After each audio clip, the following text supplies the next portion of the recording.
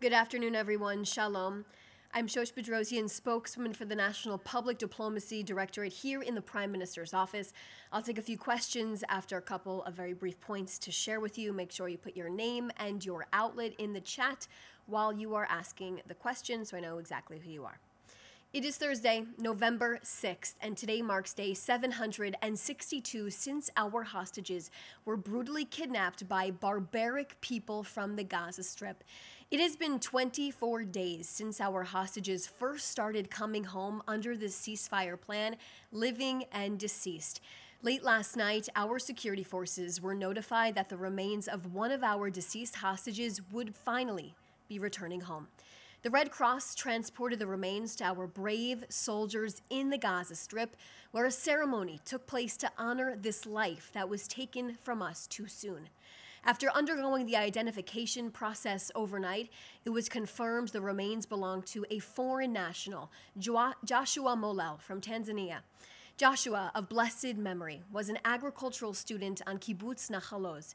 After studying agronomy in his university there, he left his home country for the first time in his life to expand his knowledge from Israel's expertise in agrotech. He came to Israel for hands-on farming experience with plans of bringing his skills back to his home country. Joshua was only in Israel for 19 days when Hamas invaded southern Israel and massacred our people and communities. On the morning of October 7th, Joshua was working at the kibbutz dairy farm when he was murdered and kidnapped that horrific day. A terrifying video was released from that day as well, showing Joshua alive as terrorists in plain clothes surrounded him on all sides, ripping his clothing as blood streamed down from his face from the side of his head. The video later cuts to Joshua on the ground, lifeless, as these disgusting terrorists step on his body and continue to shoot him from close range. Joshua wasn't Israeli, he didn't speak the language, and was thrusted into a terrifying, life-ending situation. Hamas doesn't discriminate and has no bounds of cruelty. They kill all of those who affiliate themselves with the Jewish state. Joshua leaves behind his parents and 4 siblings in his home country.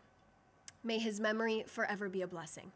We are dealing with monsters, savagery, and barbarism that will be remembered by our people for generations to come, and we will never let it happen again. Hamas, its supporters and collaborators, and all of those that invaded our country on October 7th, murdered, raped, sexually assaulted, kidnapped, massacred our people. We will never forget, and we will reach every single terrorist who took part in October 7th and any terrorist operating inside of the Gaza Strip. The IDF announced this week the Air Force eliminated the terrorist that held 6 of our Israeli hostages while they were in captivity. I also want to draw to your attention the testimony of one of our living hostages, Rom Braslavsky, who was recently released. He too will never forget the unbelievable hell he went through on a daily basis during his 2-year captivity in the black hole of Gaza. In an interview in Israeli media, Rom explained how he was sexually assaulted and tortured while being held by Palestinian Islamic Jihad, describing being stripped naked, tied up, and starved, and how the sexual violence he endured was to humiliate him and to crush his dignity. Quote, "It's something even the Nazis didn't do. During Hitler's time, they wouldn't have done things like this. You just pray for it to stop." This is exactly what Rome said in this interview. Rome's courageous testimony cannot fall on deaf ears and be watered down in the media. This is living proof of the true nature of Gaza's terror groups, and it's the lens journalists must wear when reporting and taking the words of these terror groups' leaders who control their own people in the Gaza Strip using fear. Israel will not rest until every single one of our hostages, all 6 of them, are returned home from captivity. We will not accept violations by Hamas, and we will respond with force to any violation or threat to the safety of our soldiers and our citizens. Once again, yesterday, in 2 separate incidents in Gaza, the Air Force eliminated terrorists who crossed over the yellow line in the north of Gaza and posed an immediate threat to our soldiers, a violation by the terror group. Next, on Singapore, I can confirm to you today that Prime Minister Netanyahu met today Singapore's Foreign Minister Vivian Balakrishnan here in Jerusalem, where the two discussed opportunities in the region and the success of the 20-point plan the Prime Minister brought to fruition with the leadership from President Trump. The Foreign Minister reiterated his support for Israel under this plan and stand ready to support Israel. Israel and Singapore have long-standing economic ties and are working together to advance our common goals for prosperity, peace, and security.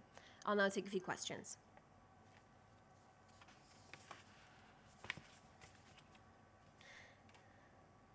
Okay, so from Alexander Cornwell from Reuters, Israel has been carrying out a number of strikes in southern Lebanon. Is Israel's position that the ceasefire is still in effect? What is the reason for the recent strikes? Is Israel interested in direct talks with Lebanon's government?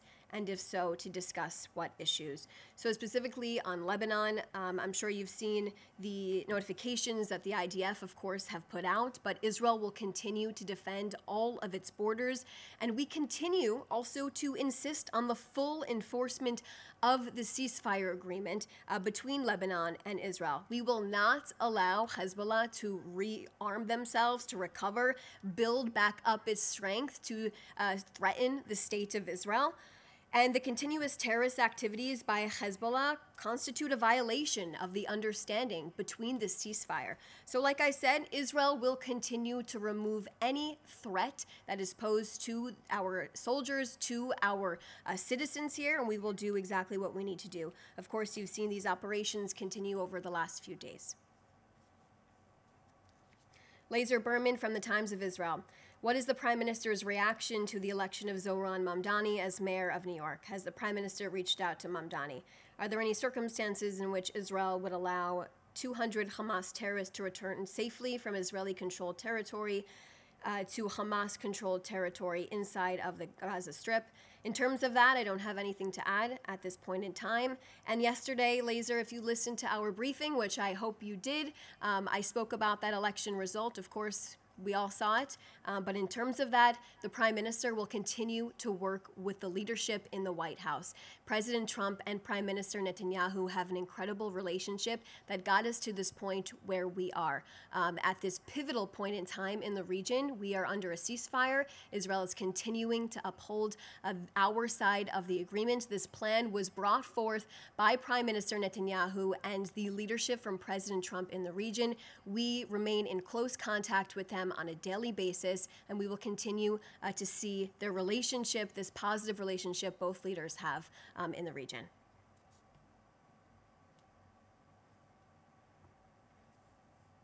So it looks like those are all the questions I have right now. If anyone else has any other questions, you can always reach out to us here at the Prime Minister's office. We will be happy to answer them. Thanks so much for your time today.